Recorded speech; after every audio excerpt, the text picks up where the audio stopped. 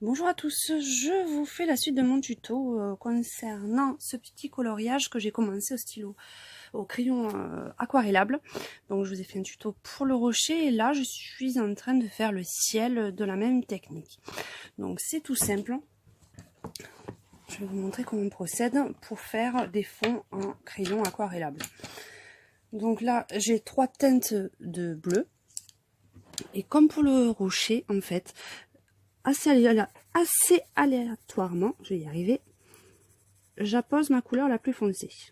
J'essaie d'en mettre un petit peu partout. Je sais pas, il n'y a pas d'endroit bien précis, mais il faut que ça soit quand même assez équilibré, qu'il y ait un peu de chaque couleur partout. Donc là, je fais pas spécialement attention de passer, d'éviter les feuilles parce que je vais les repasser avec stylo gel, je pense, assez couvrant. Donc je m'embête pas avec les petits détails. Après, si vous souhaitez faire les feuilles au crayon de papier, il faut vraiment faire attention. Ça sera un peu plus compliqué. Il faudra un pinceau vraiment très très fin pour éviter de repasser dessus. Ensuite, je prends un crayon d'une autre teinte et je passe aussi également un petit peu partout.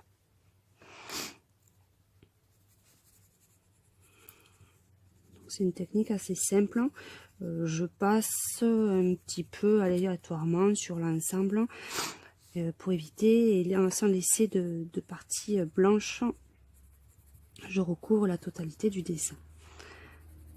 Donc là c'est une partie un peu plus compliquée parce que comme vous voyez, il y a vraiment beaucoup de feuillage et d'interstices blancs, mais moi c'est pas bien grave vu ce que je veux, la suite que je vais donner. Hein. Et enfin avec le plus clair,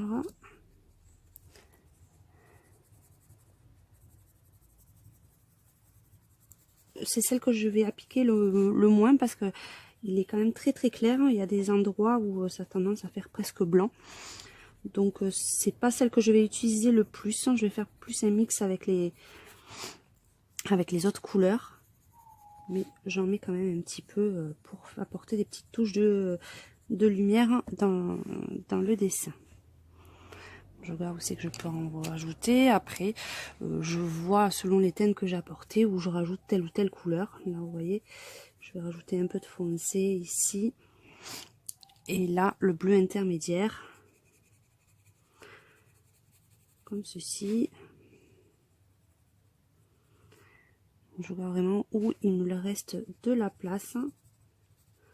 Les étoiles, c'est pareil. Je les repasserai peut-être en Posca. Je sais pas encore. Donc, c'est pas bien grave si je dépasse dessus. Hein.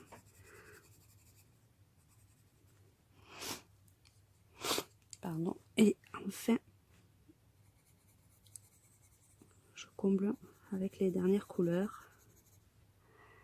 Je regarde de bien passer le plus partout.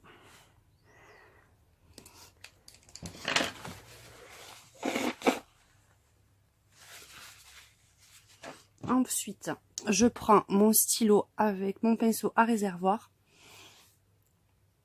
et je vais passer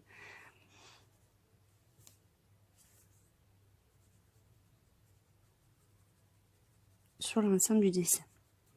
Je veille à ce qu'il soit quand même assez mouillé, mais pas trop non plus pour ne pas détremper la feuille. Là, c'est sur les Summer Night. Les Summer Night est assez épais, mais il faut faire attention si vous avez des livres un peu plus avec des feuilles un peu plus fines, ça risque de gondoler. Hein. Donc, on fait bien attention. Donc, moi, ce que je fais souvent, c'est que je fais une petite goutte d'eau sur ma table.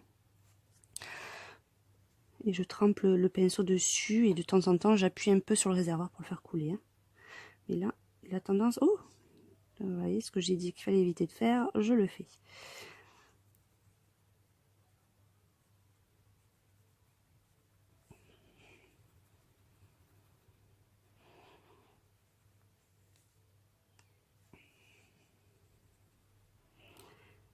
Et là, je passe vraiment partout pour bien tout mélanger.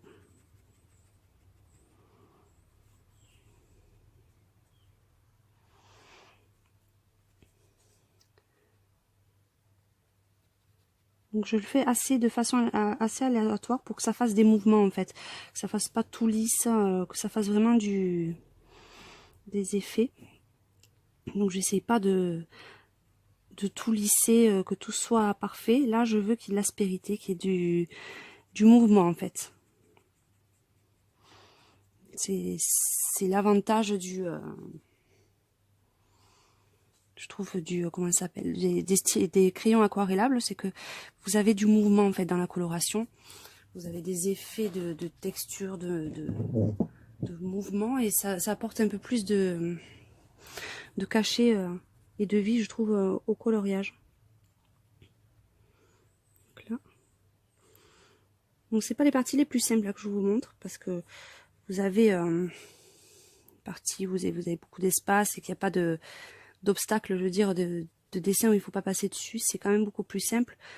Mais là, il faut jouer avec les petits espaces. Oh là, on va éviter de faire tomber encore la caméra.